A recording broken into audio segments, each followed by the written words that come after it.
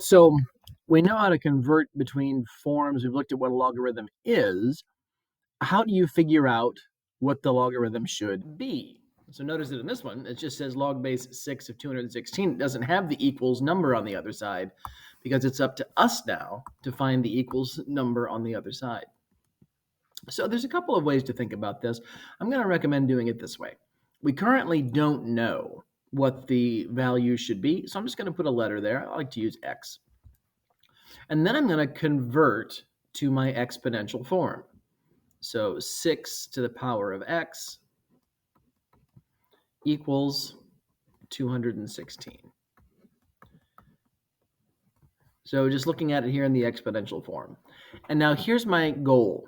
I want to be able to express both the left-hand side and the right-hand side as powers of the same number. And here's what I mean. The 6, for example, is already, it's pretty simple. So let's just see what different powers of 6 are. So I'm just going to think off here to the side. We know 6 to the power of 1. Any number to the power of 1 is just that same number back. So 6 to the power of 2, that's 6 times 6, that's 36. 6 to the power of 3. So I just have my handheld calculator I'm using. 6 to the power of 3 is 216. 6 times 6 times 6. What that means is that I can now rewrite 216 as 6 to the power of 3. And then what I am noticing is, well, hey, if 6 to the power of x is the same thing as 6 to the power of 3, well, then the x must be 3. That's the only way that works out. So this logarithm ends up being just the number 3. And here's the easiest way in the world to check it. Remember what a logarithm gives you. A logarithm gives you an exponent. The exponent you put on 6 to get 216. So as a final check, I'm just going to see, all right, is 6 to the power of 3 216? Yes, it is. So I know that I've done things right. Let's take a look again.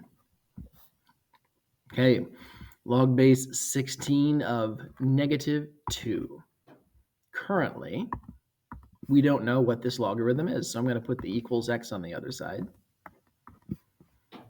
And then let's rewrite it in exponential form. So 16 to the power of x equals negative 2. Next goal, I want to be able to write both sides as powers of the same base. I want to be able to have the same number down here both times. And right away, I hope you see a problem. Exponents can make the 16 into a smaller number, into a bigger number, into a fraction, into a decimal, but it cannot ever change the sign. Let's just take a quick look here at a graph of y equals 16 to the x. Notice that we see a graph here that goes high pretty quick, but as you come backward, yeah, your numbers get very, very low. As a matter of fact, they get so close to 0 that Desmos can't even tell the difference anymore.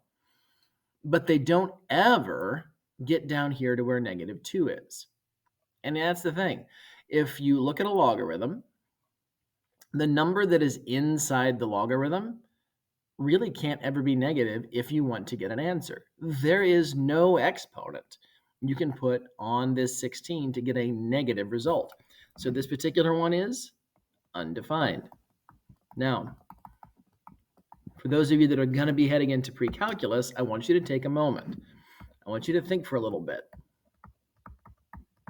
about why this logarithm has to be undefined.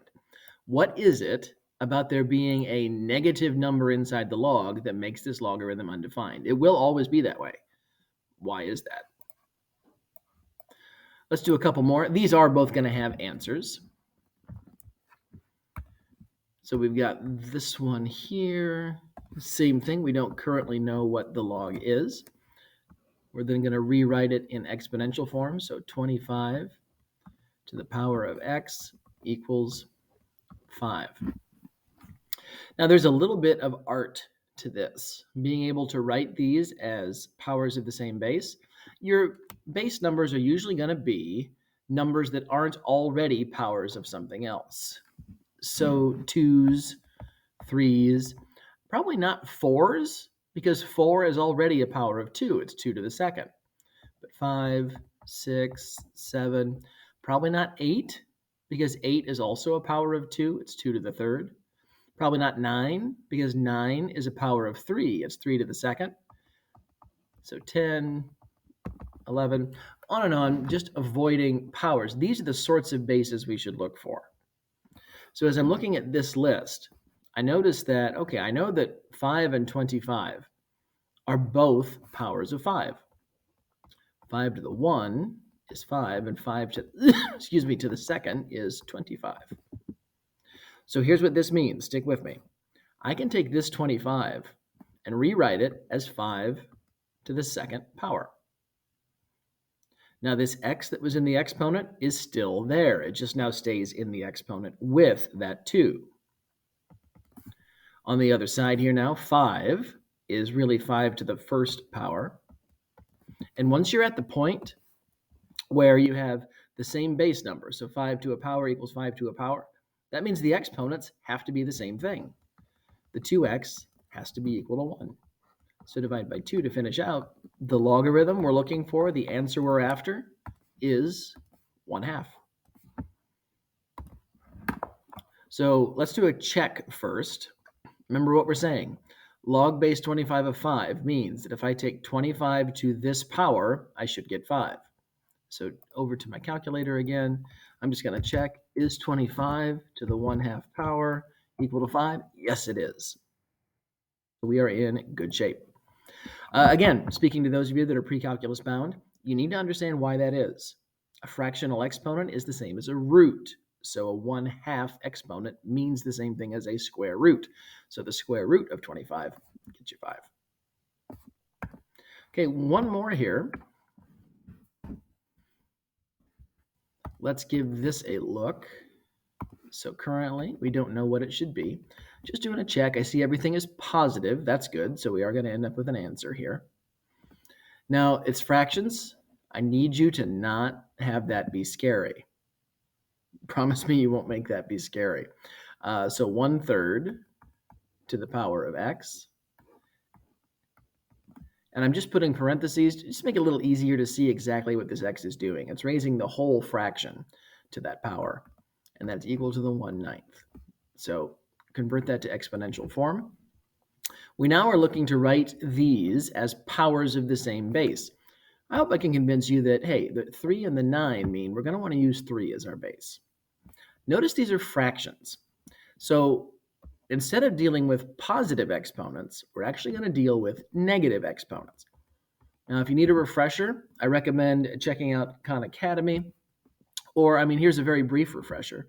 A negative exponent just is an exponent like normal. So 3 to the first is 3, but it goes on the bottom of a fraction. Notice it's still a positive fraction. The negative exponent just flips things upside down. So 3 to the negative second, well, 3 to the second is 9. Because the exponent was negative, that just goes in the bottom of a fraction. So what I see over here now is 1/3 is the same as 3 to the negative 1. The exponent of x is still up there. The 1/9 is just 3 to the negative second. And look at this. Now my base numbers are the same. Therefore, I can just set the exponents equal to each other. A negative 1x has to be the same as negative 2. If bases are the same, exponents need to be the same. Do a division by negative 1, and we end up with x is 2. So the logarithm we're after is just 2.